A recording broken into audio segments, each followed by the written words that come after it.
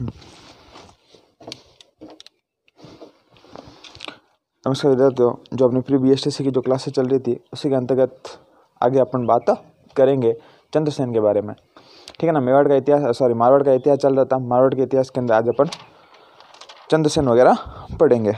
तो हेडिंग होगी आज अपनी चंद्रसेन।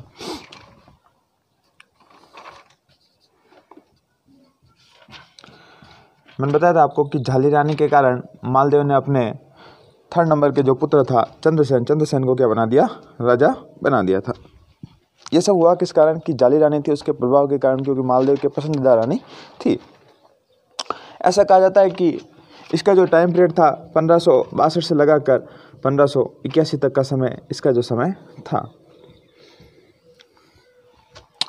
तो चंद्रसेन कहाँ का शासक बन गया? जोधपुर का राजा बन गया था।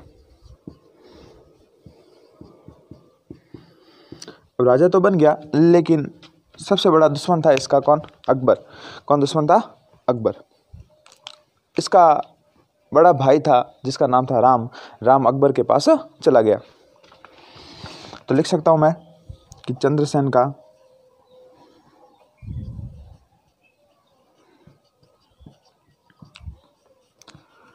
बड़ा भाई राम अकबर के पास चला गया।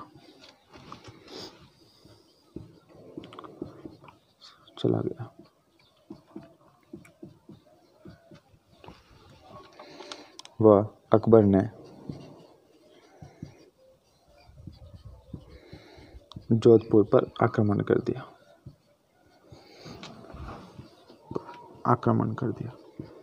अब सीधी सी बात है कि जोधपुर पर यदि वो आक्रमण करेगा तो चंद्रसेन जीता नहीं, चंद्रसेन यहाँ से चला जाएगा। ठीक है। देखो हुआ क्या कि बड़ा भाई था राम को जब बड़ा भाई था वो राजा बनना चाहिए, वो बना नहीं, तो वो किसके पास चला गया? अकबर के पास। अकबर को तो बस इसी मौके का क्या उठाना था, आपके फायदा उठाना था। ऐसा कहा जाता है कि अकबर का जो इस युद्ध के अंदर सेनापति था जिसका नाम था हुसैन कुली खां। तो अकबर का सेनापति लिख लो कि अकबर का सेनापति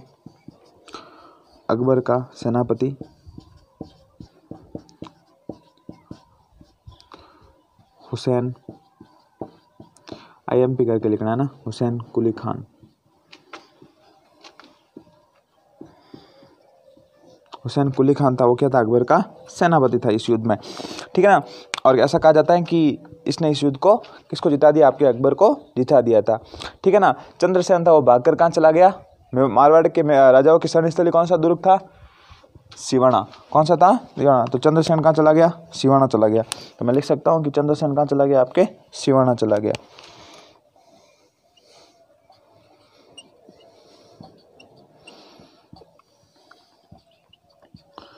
सिवाना चला गया।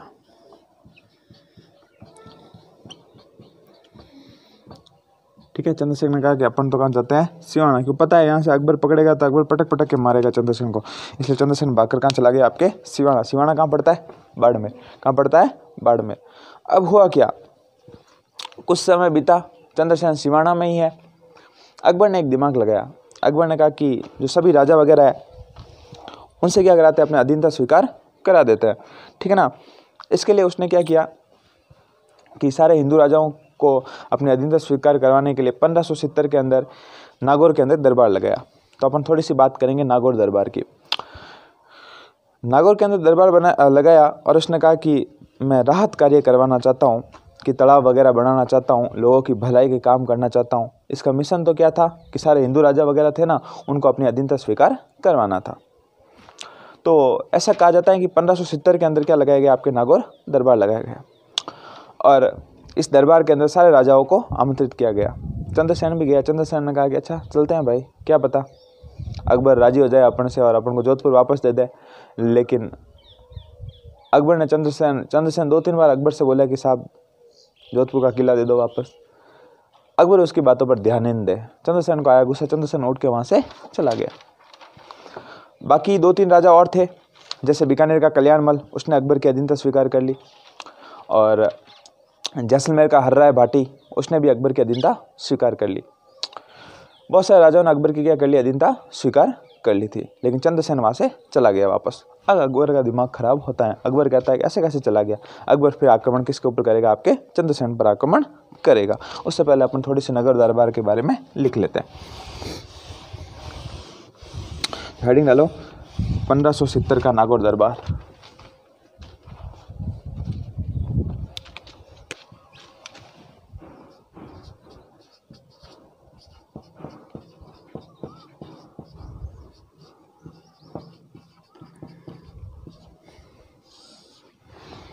इंपॉर्टेंट करके लिखना, सवाल पूछा जा सकता है कि नागौर दरबार कब लगाया गया, 1570 में। और लगाकर अकबर ने यहाँ पर क्या बनवाया, अकबर ने यहाँ पर शुक्र तालाब बनाया।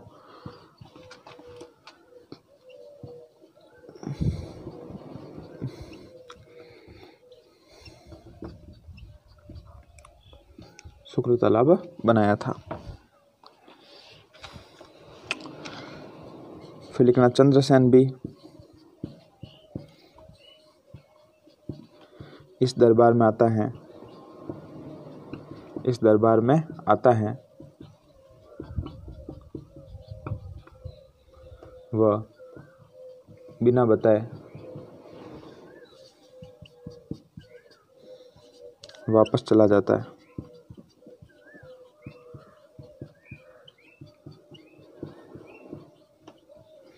इस कारण क्या होता है, अकबर को गुस्सा आ जाता है। अकबर किसके ऊपर आक्रमण करेगा, चंद्रसेन पर। ठीक है ना। तो इस कारण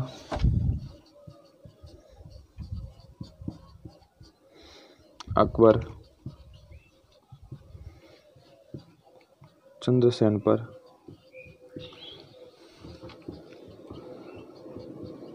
आक्रमण करता है। ठीक है ना। अकबर कहता है कि भाई साहब आए, तुम आ सकते हो अपन को पूछ के, लेकिन अपने पूछे बिना वापस जा नहीं सकते। तो चंद्रसेन यहाँ से वापस चला जाता है, और कहाँ पर जाता है, भादराजोन। कहाँ पर चला जाता है, भादराजोन। तो अकबर के द्वारा आक्रमण करता है कहाँ पर, भादराजोन पर। आक्रमण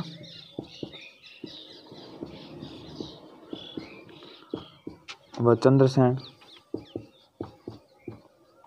भादराजोन छोड़कर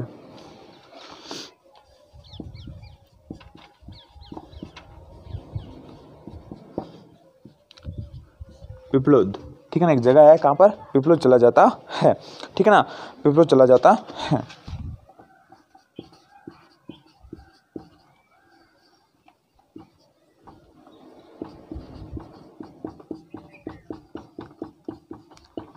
वह उसके बाद कान्होजा चला जाता है।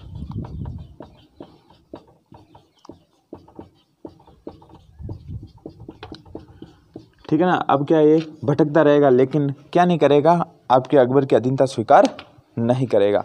ठीक है ना। लिखो। फिर होता क्या है कि 1581 के समय, 81 के समय सारण की पहाड़ियों के अंदर क्या हो जाती है, इसकी मृत्यु हो जाती है। ठीक है ना। 1581 के समय सारण पहाड़ियां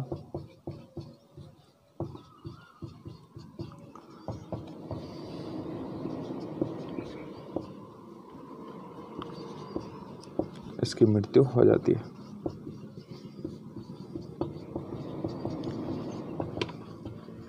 ऐसा कहा जाता है किसी सामंत के घर पे गया हुआ था, और उसने क्या किया कि खाना खा रहा था, खाना के अंदर जहर मिला दिया, और जैसे ये खाना खाता है इसकी मृत्यु हो जाती है। ऐसा और उसका नाम आता है राठौड़ बेरीसाल, कि राठौड़ बेरीसाल के घर पे गया था। वो भी लिखा देता हूँ थोड़ा सा।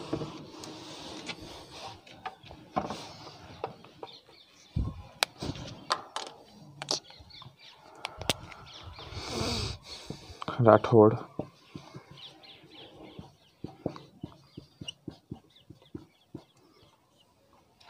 बेरीसाल ने इसको जहर दे दिया था, इस कारण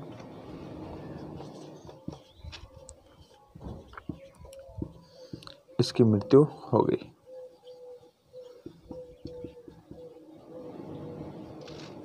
ठीक है ना, क्या हो गई, इसकी मृत्यु हो गई थी। लिखा, इसकी उपाधियाँ कौन सी है वो भी थोड़ी सी आपको लिखा देता हूँ, फिर आपके चंद्रसेन हो जाएगा कंप्लीट।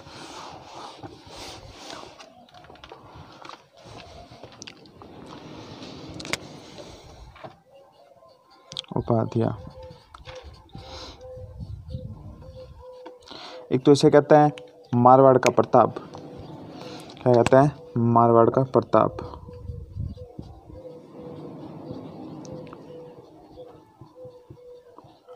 दूसरा कहते हैं इसे भूला बिसरा राजा, भूला बिसरा राजा, the forgotten king of Rajasthan या मारवाड़, ठीक है ना, कि भूला बिसरा राजा कहा जाता है। इसे प्रताप का अग्रगामी भी कहते हैं। तीसरी इसकी उपाधि कौन सी है, प्रताप का अग्रगामी, मतलब कि प्रताप को दिशा बताने वाला कौन था, आपके चंद्रसेन था। मैंने आपको बताया था कि अकबर का जो महाराणा प्रताप का राज्याभिषेक होगा, ठीक है, उस समय कौन आता है, चंद्रसेन भी उस राज्याभिषेक में भाग लेता है। कौन से दुर्ग में होता है महाराणा प्रताप का राज्याभिषेक, कुमलगढ़ दुर्ग में। कहाँ पर होता है, कुमलगढ़ दुर्ग में होता है, ठीक है ना। लिखो,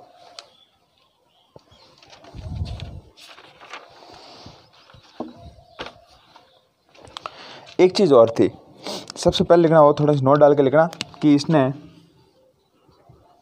लोहावट के युद्ध में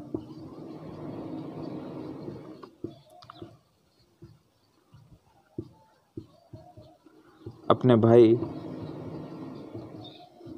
उदयसिंह को हराया।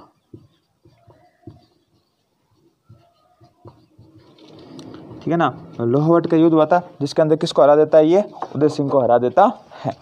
हो गई चीज। उसके बाद देखो आगे,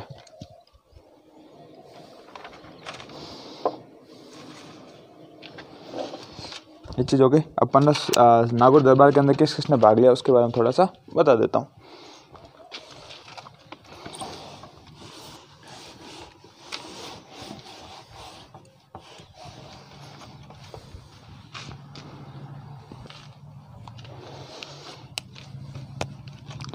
नागौर दरबार का प्रमुख उद्देश्य क्या था, अकाल राहत कार्य, अकाल राहत कार्य। कौन सा तालाब बनाया इसने, शुक्र तालाब बनाया।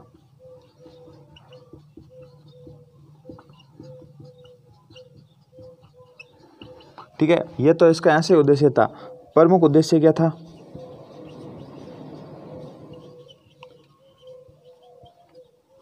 प्रमुख उद्देश्य क्या था, सभी राजपूत राजाओं की अधीनता स्वीकार करवाना। तो लिख सकते हैं कि सभी राजपूत राजाओं को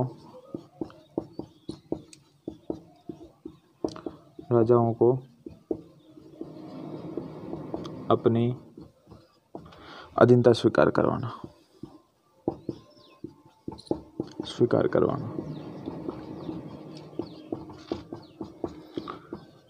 ठीक है ना। सभी राजपूत राजाओं को क्या करना, अपनी अधीनता स्वीकार करना। कि कौन कौन लोगों ने अधीनता स्वीकार की थी, जैसलमेर का हर्राय भाटी,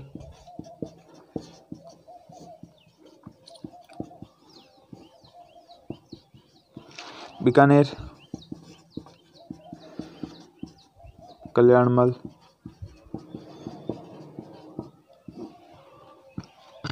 जोधपुर था ना, जोधपुर का आपके आता है उदयसिंह, ठीक है ना।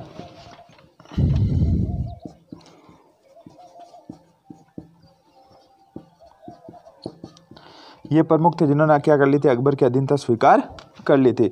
कौन से दरबार में, नागौर दरबार में, ठीक है ना। देखो,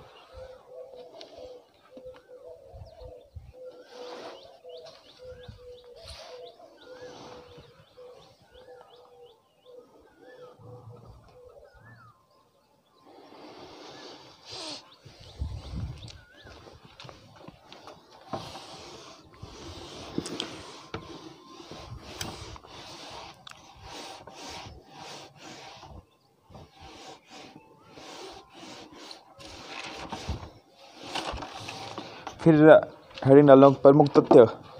देखो क्या क्या तथ्य थे, थोड़े से वो भी बता देता हूँ। लिखो, प्रमुख तथ्य चंद्रसेन से जुड़े हुए हैं वो बता देता हूँ। चंद्रसेन ने सिवाना के अंदर एक व्यक्ति आता है जिसका नाम है पत्ता राठौड़। किसको, पता राठौड़ को नियुक्त किया। वो पता से अलग था, ठीक है, वो राठौड़ नहीं था, ठीक है ना। वो मेवाड़ वाला पढ़ते हैं ना अपन, वो पता अलग था। इसने सिवाना में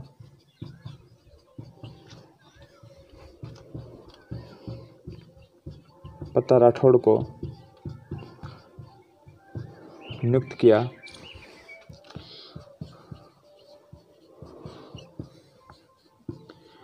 परंतु अकबर के सेनापति शाहबाज खान ने, ये शाहबाज खान आपने वहाँ पर भी पढ़ा ना, याद है, कुंभलगढ़ दुर्ग को जीतने वाला शाहबाज खान ने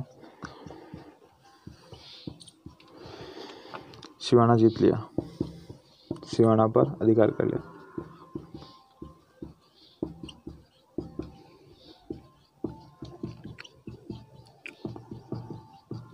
ठीक है ना, सिवाना पर क्या कर लिया, अधिकार कर लिया था।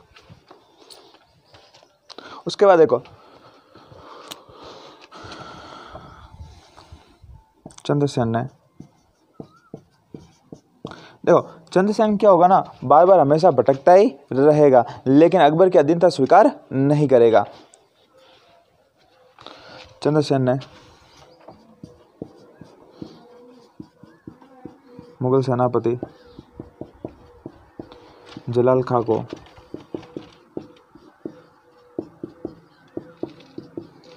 मार दिया। ठीक है ना, जलाल खान नाम का एक सेनापति था, इनकी क्या कर दी, इसने हत्या कर दी। किसने किया, आपके चंद्रसेन ने।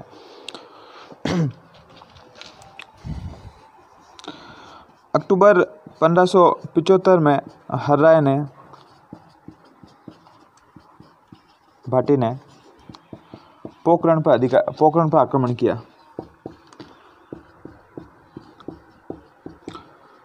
ठीक है, पोखरण आपके जैसलमेर में पड़ता है। पोखरण पर आक्रमण किया।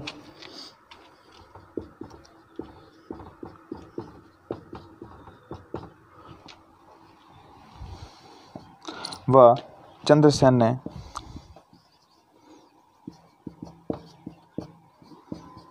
एक लाख फंदिया कहते हैं, मतलब रुपए वगैरह होता है, उसको फंदिया कहते हैं। ठीक है ना, फंदिया पर पोखरण दुर्ग हर्राय भाटी को दे दिया।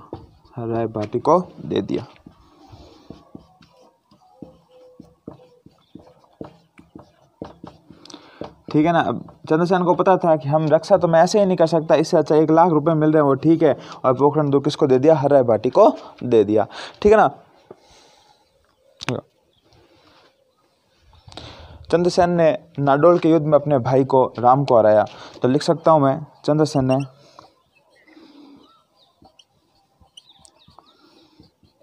नाडोल के युद्ध में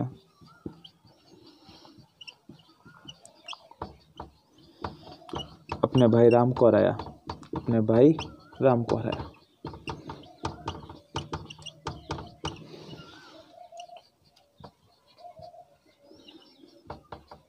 ठीक है, ये होता है आपके चंद्रसेन कंप्लीट।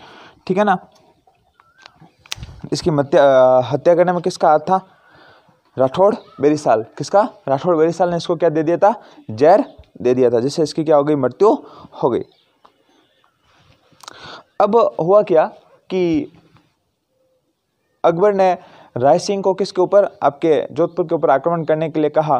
राय सिंह जीत जाता है और राय सिंह के द्वारा अकबर के द्वारा राय सिंह को यहाँ का प्रशासक नियुक्त किया जाता है। तो नोट डाल के लिख सकते हैं अपन, अकबर द्वारा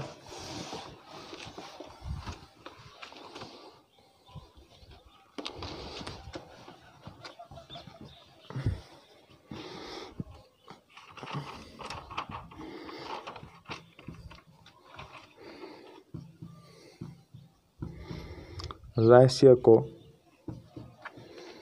यहाँ का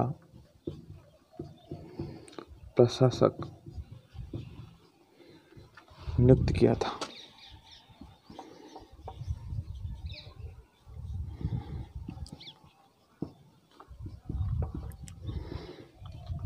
(1572 से 1574 तक। ठीक है ना, तो राय सिंह को यहाँ का क्या बना दिया, प्रशासक बना दिया। राय सिंह कहाँ का राजा है, बीकानेर का, ठीक है। उस समय राजकुमार था, उसके बाद ये क्या बनेगा, आपके राजा बनेगा, ठीक है ना। 2 साल तक इसको कहाँ का प्रशासक बनाया, आपके जोधपुर का प्रशासक बना दिया। तथा इसके बाद अकबर ने जोधपुर को क्या घोषित कर दिया, खालसा कर दिया। खालसा मतलब किसी का अधिकार नहीं, सीधे सरकार के हाथ में, मतलब केंद्र सरकार में जो भूमि होती है उसको क्या कहता है, खालसा। तो लिख सकते हैं कि अकबर ने बाद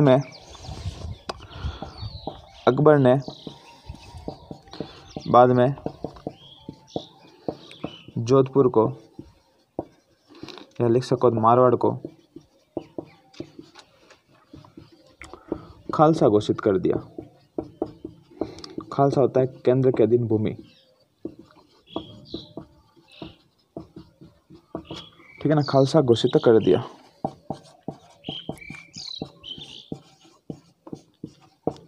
ठीक है, खालसा घोषित कर दिया। और फिर कुछ समय के बाद जोधपुर किसे दे दिया, आपके मोटा राजा उदय सिंह को दे दिया।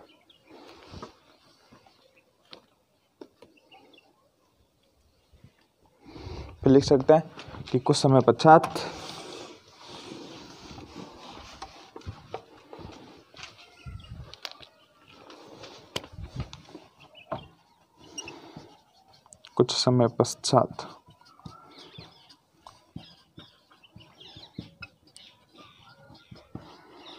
जोधपुर अकबर ने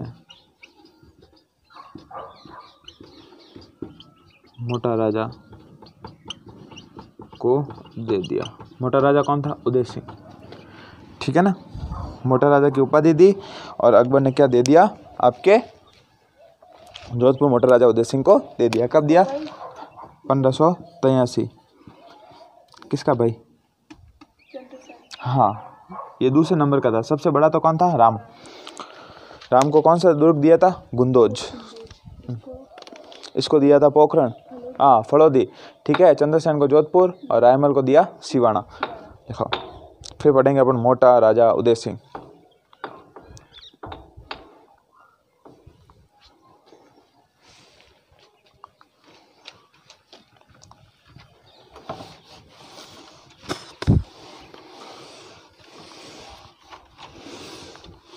फिर हेडिंग डालो मोटा राजा उदय सिंह।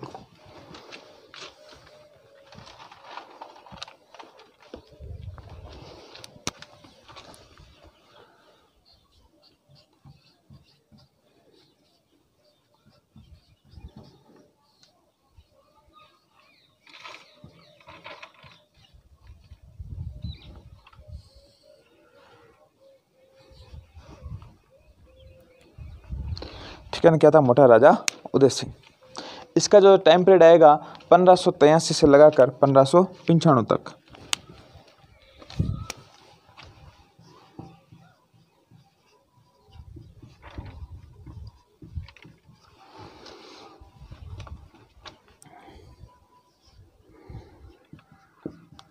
अकबर ने 1583 में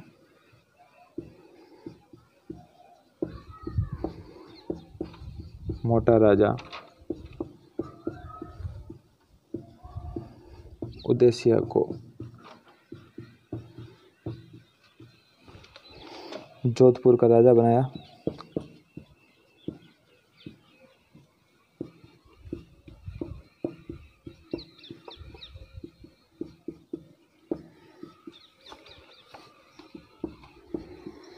क्योंकि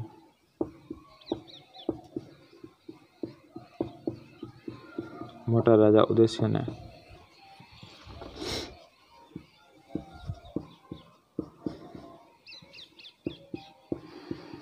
अकबर की अधीनता स्वीकार कर ली थी।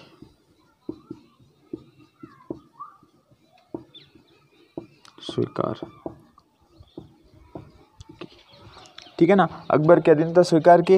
अकबर ने मोटा राजा उदय सिंह को क्या बना दिया, जोधपुर का राजा बना दिया। तो मैं लिख सकता हूँ कि मारवाड़ का जो पहला राजा था जिसने क्या की थी, अकबर की अधीनता स्वीकार की थी, ठीक है ना। तो ये भी लिख लेना कि मारवाड़ का पहला राजा जिसने अकबर की क्या की थी, अधीनता स्वीकार की थी।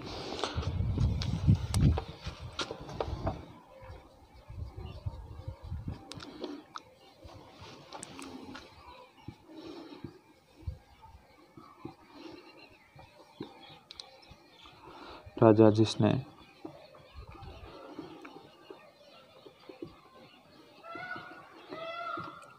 अकबर की अधीनता स्वीकार की।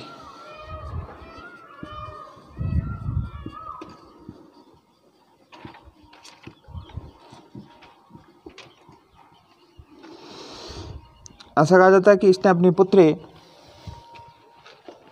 जिसका नाम था मानबाई या जगत गोसाई भी कहते हैं, तो कह सकते हैं कि मानीबाई की शादी किसके साथ कर दी? अकबर के साथ कर दी। तो आप लोग लिख सकते हो कि इसने अपनी पुत्री मानीबाई जिसका नाम जगत गोसाई भी कहते हैं उसकी शादी किसके साथ की?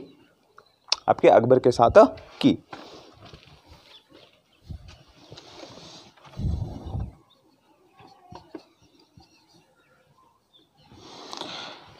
इसने अपनी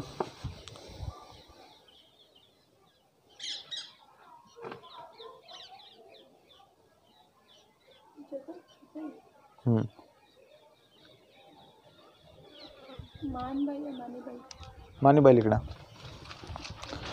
अपनी पुत्री मानीबाई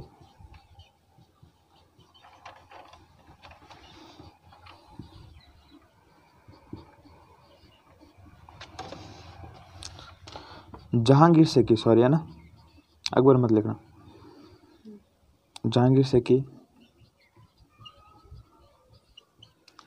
ठीक है ना। मानीबाई की उपाधि क्या थी? जगत गोसाई, ठीक है। जहांगीर से की वह इससे उत्पन्न पुत्र था खुर्रम,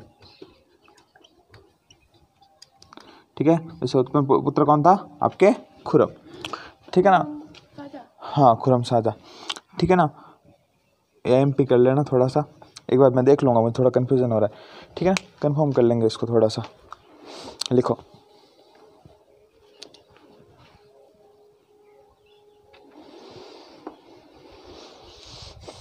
ये चीज लिख ली। उसके बाद देखो इसी के अंदर आपके रायमल आता था। रायमल का जो एक बेटा था कल्ला रायमलोथ, क्या नाम था?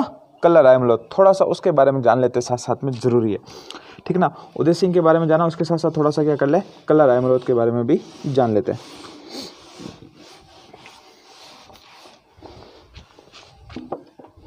तो थोड़ी सी हेडिंग डाल लेना बीच में, कल्ला रायमलोथ।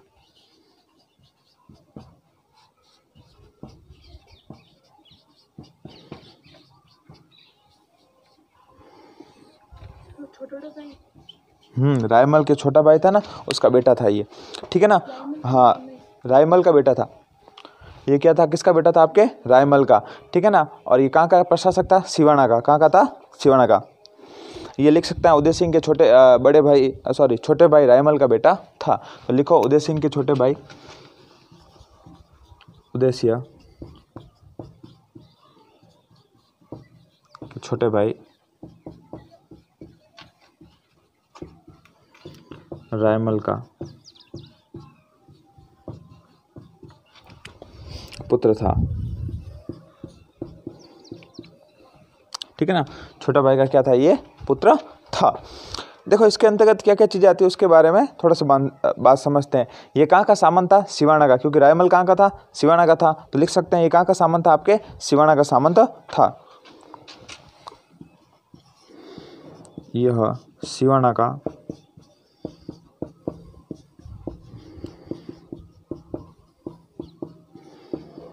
था। अकबर ने 1590 में सिवाना पर आक्रमण किया। 1590 में अकबर ने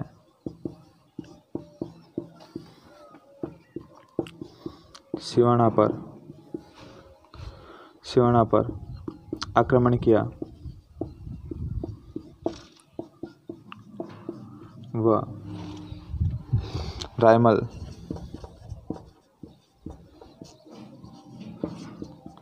के नेतृत्व में किसे किया गया? व भानकवर के नेतृत्व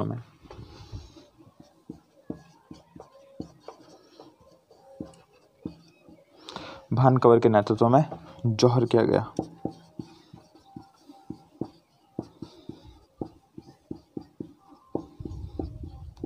इस प्रकार सिवाना का पहला शाखा समाप्त हुआ।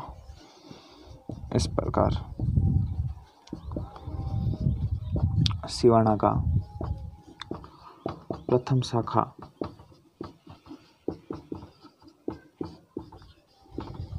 हुआ था। देखो हुआ क्या था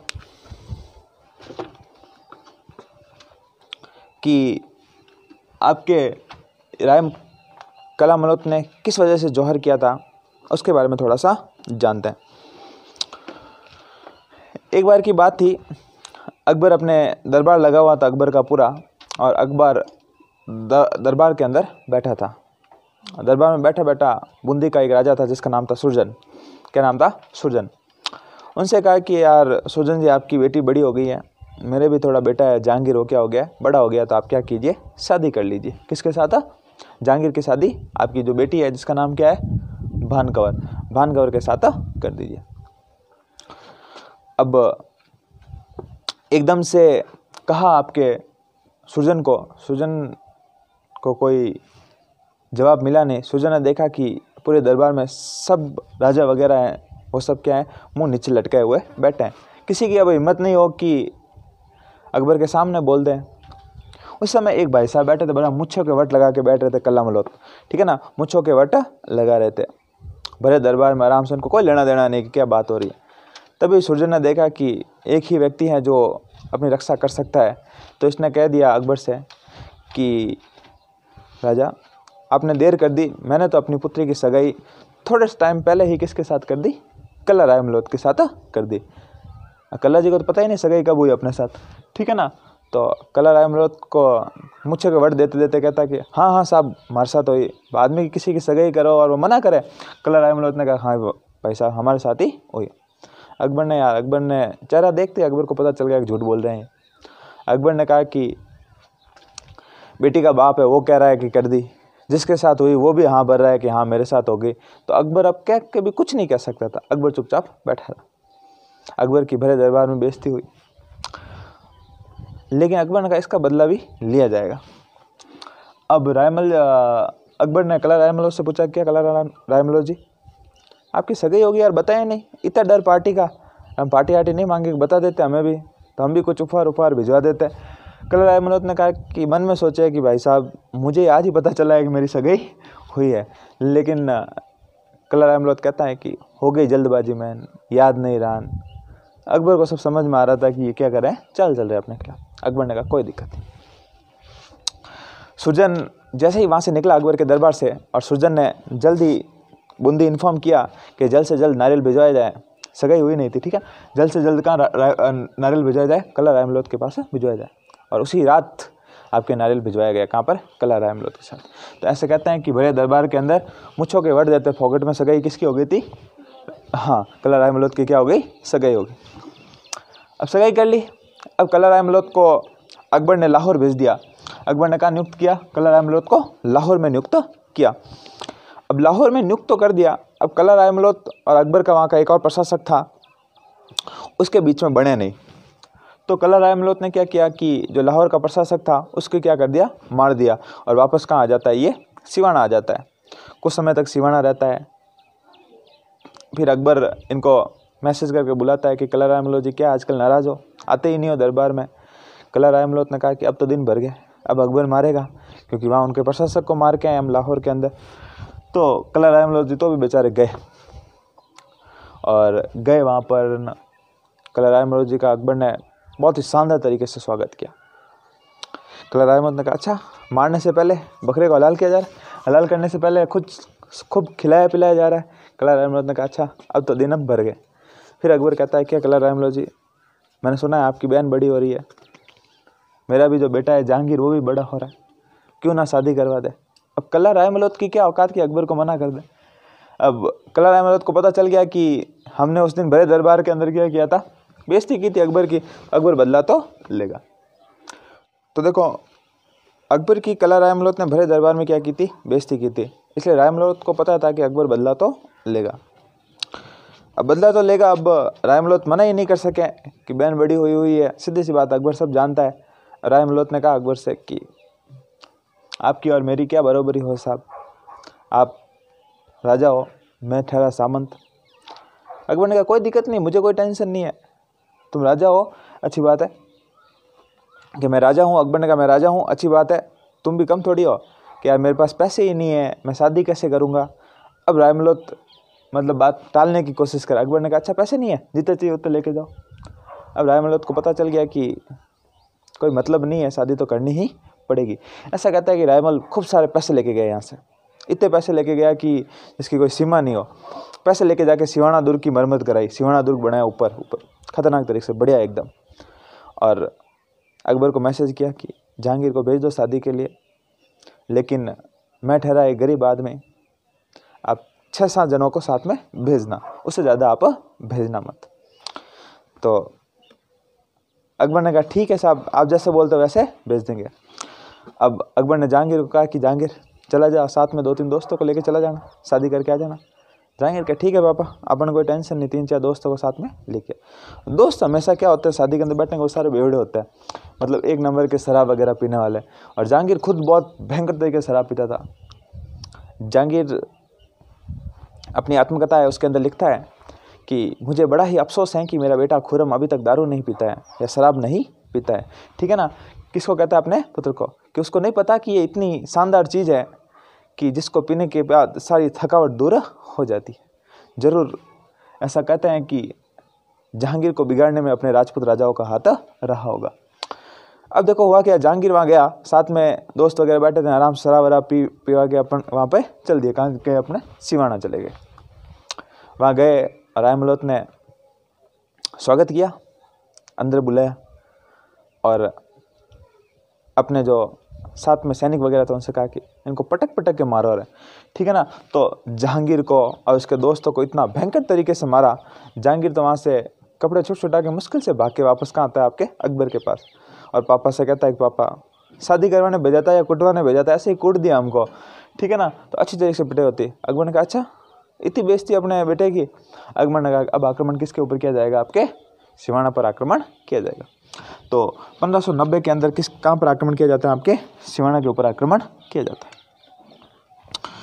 अब कला रायमलोत को पता तो था कि आक्रमण होगा और मृत्यु निश्चित है, तो कला रायमलोत ने क्या किया कि हम आक्रमण के अंदर युद्ध का सामना करेंगे। और इसके द्वारा क्या किया गया, आपके किसने किया गया, भान कंवर का उसी समय लेटर आता है। युद्ध से पहले भान कंवर कहती हैं कि राजपूतों के अंदर प्रथा होती है कि यदि सगाई हो जाती है तो आधी शादी हो जाती है। भान कंवर ने कहा कि आप अकेले नहीं लड़ सकते, मैं भी आपके साथ लड़ने के लिए आऊँगी। तो आपके कला रायमलोत कहता है बिल्कुल आप आ सकते हैं। तो भान कंवर कहाँ चली जाती है, आपके सिवाना चली जाती है। ठीक है ना, अभी तक शादी नहीं हुई। देखो कितनी अच्छी परंपरा का निशानी यहाँ प्रस्तुत होती है कि अभी तक शादी भी नहीं हुई आपकी भान कंवर की, किसके, कला रायमलोत के साथ। लेकिन जब आपके कला रायमलोत के द्वारा केसरिया किया जाता है तो भान कंवर हंसते हंसते आग के अंदर कूद जाती है और इनके द्वारा क्या किया जाता है, जौहर किया जाता है। ये आपके क्या होता है, पहला जौहर कहाँ का, सिवाने का प्रथम साका होता है 1590 ईस्वी के अंदर। आई बात समझ में कि नहीं आई? ठीक है ना। उसके बाद देखो कला रायमलोत तो मृत्यु हो गई, लेकिन कला रायमलोत मरने वाले थे उससे पहले ही एक पृथ्वीराज राठौड़ आते हैं। ठीक है ना, जो आपके कल्याणमल था ना उसके बेटे थे। ठीक है ना, रायमल के भाई। तो उनसे आपके जो कला रायमलोत ने कहा था कि मेरे मर्सिया लिख लेना। मर्सिया होता है कि व्यक्ति के मरने के बाद जो इसके ऊपर दोहे लिखे जाते हैं उसको क्या कहता है, मर्सिया कहा जाता है। तो बीकानेर के पृथ्वीराज राठौड़ ने क्या, कला रायमलोत के क्या लिखे, मर्सिया लिखे। ये इंपॉर्टेंट चीज़ है, लिख लो साथ साथ में। ठीक है ना, कला रायमलोत, कला रायमलोत, रायमलोत की मृत्यु पर पृथ्वीराज राठौड़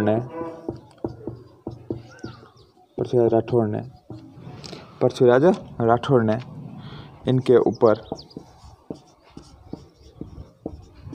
मर्सिया लिखे।